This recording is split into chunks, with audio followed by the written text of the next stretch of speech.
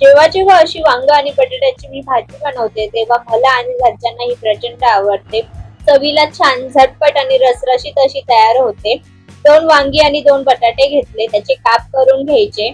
आता इथे बटाटे ही मी साल सहित ठेवली, त्याची साल काढून सुद्धा घेऊ शकता. पण साल सहित जेव्हा बटाटे आपण भाजीत घालतो तेव्हा त्याला छान मस्त अशी वेगळीच चव येते. आता ही वांगी बटाटी पाण्यामध्ये ठेवायची म्हणजे वांगी काळी पडत नाही. मिक्सरच्या भांड्यामध्ये एक छोटासा कांदा उभा चिरून घेतला, एक टोमॅटो त्याचे हे काप करून घेतले, एक छोटासा आल्याचा तुकडा, थोडीशी कोथिंबीर, थोडासा लसूण आणि एक छोटासा चमचा जिरं घातलं. पाणी न घालताच मिक्सरला बारीक असं वाटून घेतलं. कुठलेही जास्तीचे मसाले न वापरता झटपट असं वाटण तयार झालं. आता कुकर मध्ये फोडणी द्यायची. त्यासाठी कुकर मध्ये तेल गरम झाल्यावर त्यात जिरं, मोहरी, कढीपत्ता, हिंग आणि हे तयार वाटण चांगलं परतून घ्यायचं, कारण ते कच्च वाटलेलं आहे. असं तेल सुटायला लागलं की यामध्ये बेसिक मसाले घालायचे. त्यामध्ये हळद पावडर, लाल तिखट, कांदा लसूण मसाला आणि धने पावडर घातली. हवं तर गरम मसाला सुद्धा वापरू शकता.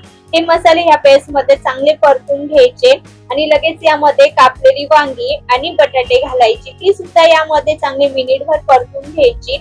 असं परतून घेतलं की मसाल्यांचा फ्लेवर हा भाजीमध्ये छान उतरतो. तर ही भाजी मी रसरशीत अशी करणार आहे, त्यामुळे इथे मी 1 ग्लास पाणी घातलं.